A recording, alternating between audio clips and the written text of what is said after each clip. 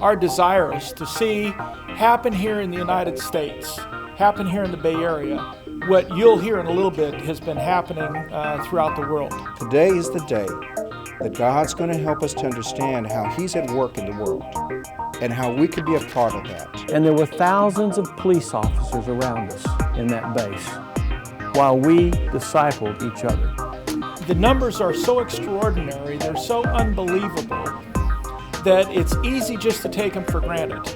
But God is doing truly extraordinary things. What does God have in store for each one of us as we think in terms of facilitating church planting movements on a global scale?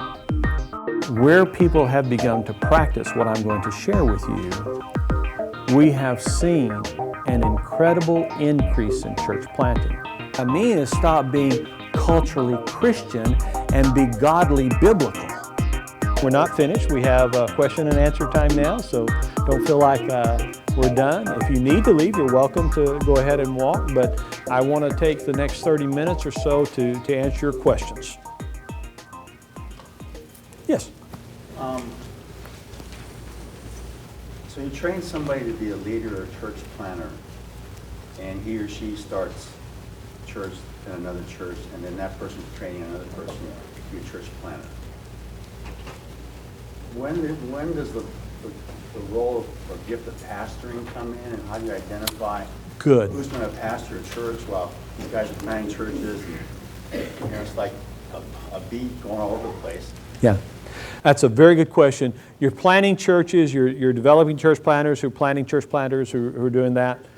The role of pastoring and the role of church planting are two very different roles, and they're almost mutually exclusive.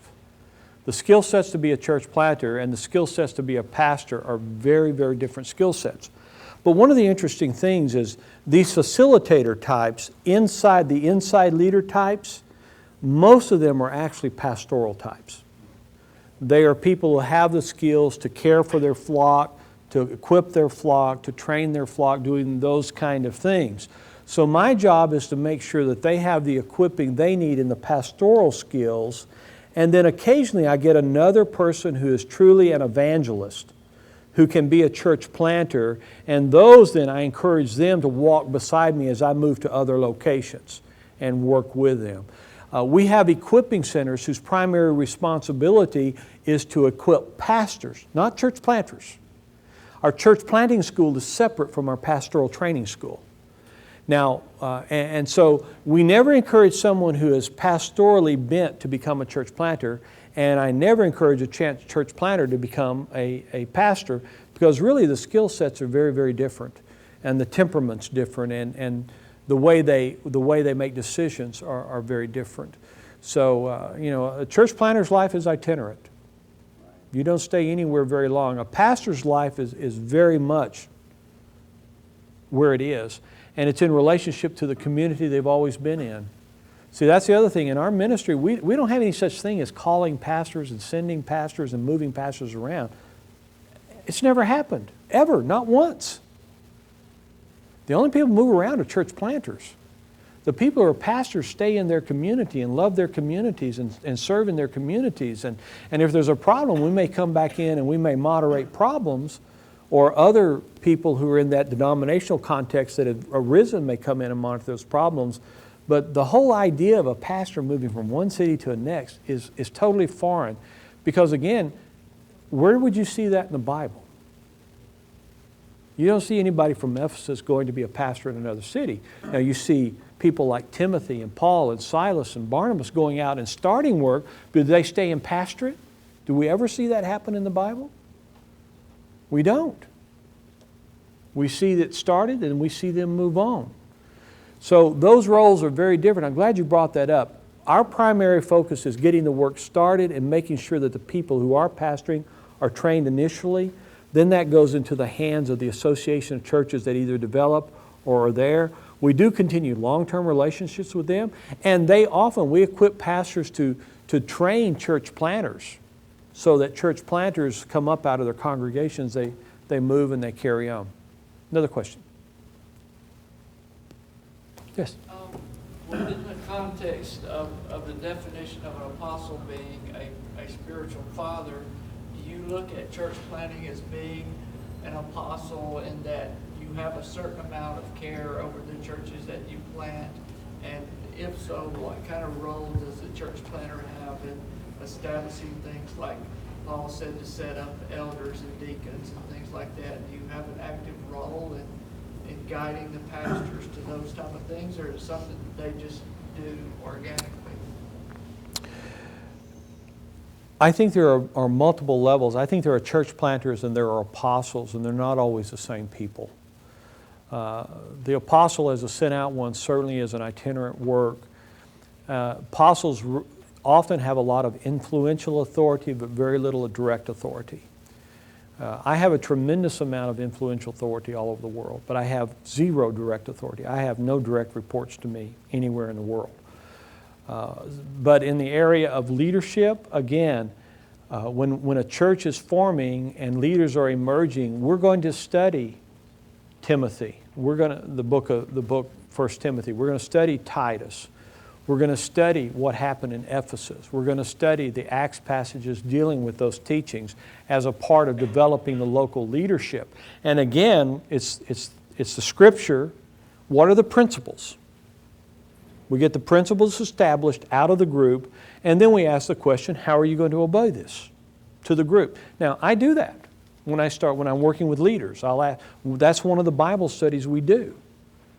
And then they develop their own system out of that. I don't impose a system, but I do impose obedience to the Word, and I expose them to the leadership development issues that are found in the Word of God. Okay? One question that you were talking about leaving.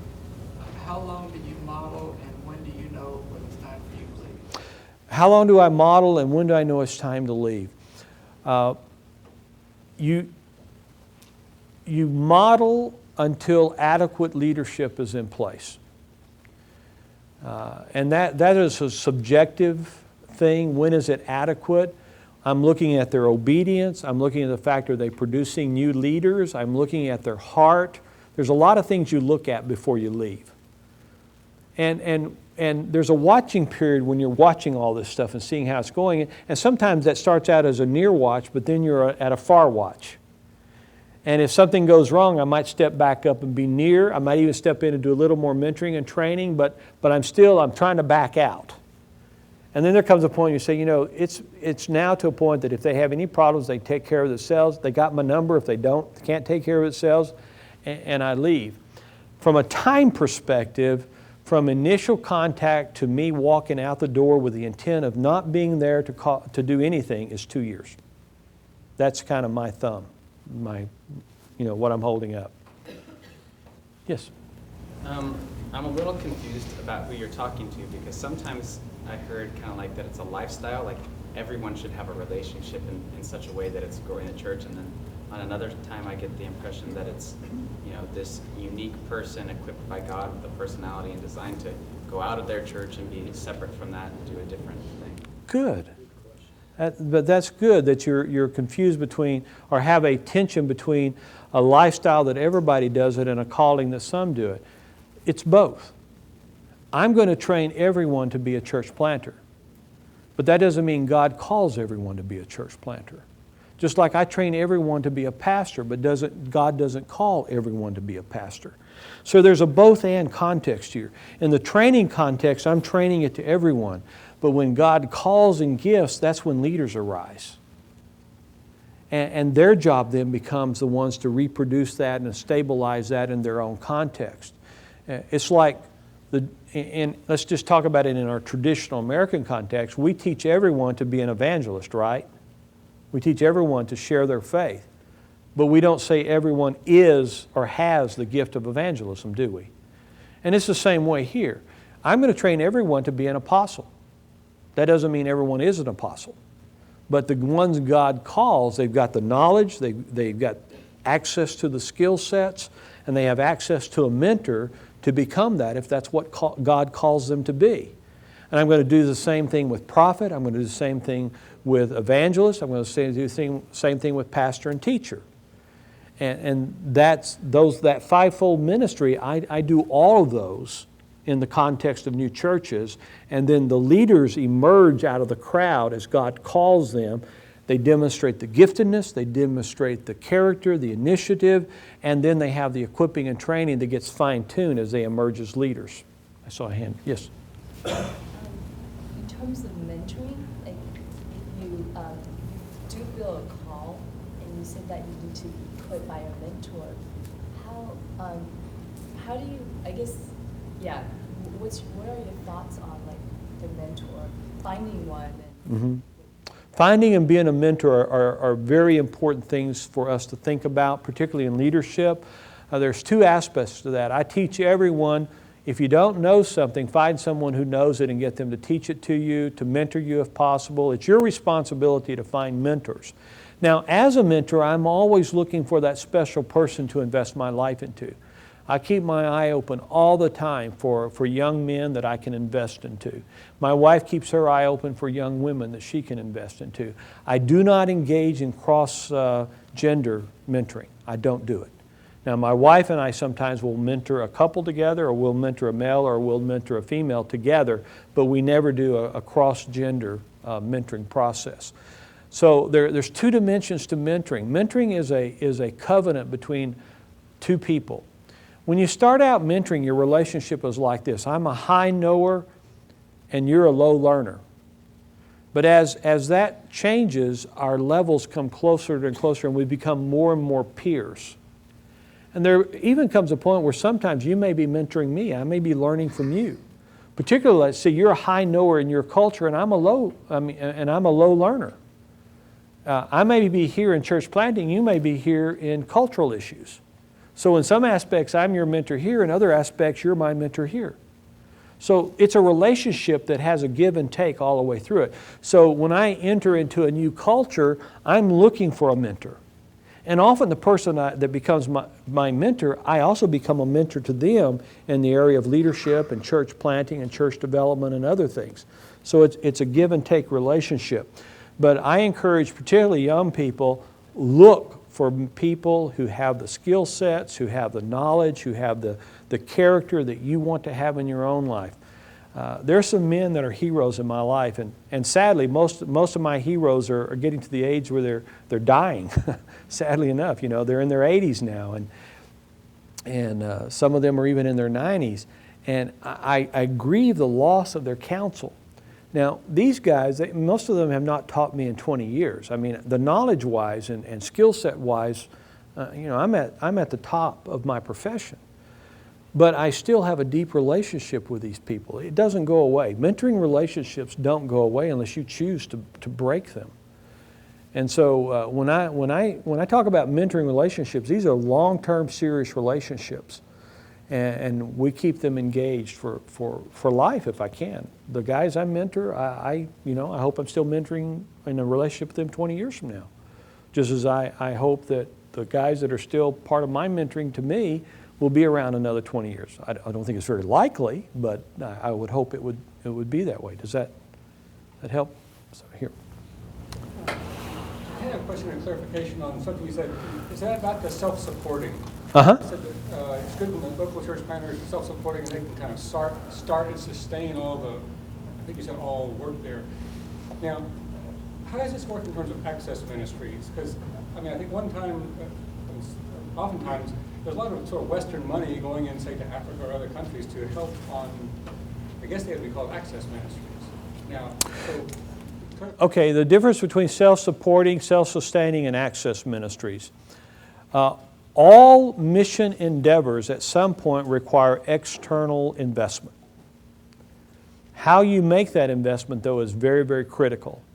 If you make that investment by hiring local Christians or hiring local pastors, that can be very, very detrimental. If you make that investment through recovery and relief, providing the supplies that are managed by local people that give them the face or give them the community identity of being the ones who provided care, that's another way of doing it.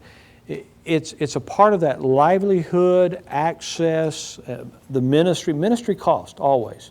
I mean, if I see a broken window and I choose to stop and repair that window, somebody had to pay for that. If I choose to do a roof, somebody had to pay for that. So in those ministry situations, there is need for financial support. The question is that financial support going to cripple or is it going to help? Is it going to be a hindrance in the long term, or is it going to be a good thing for right now?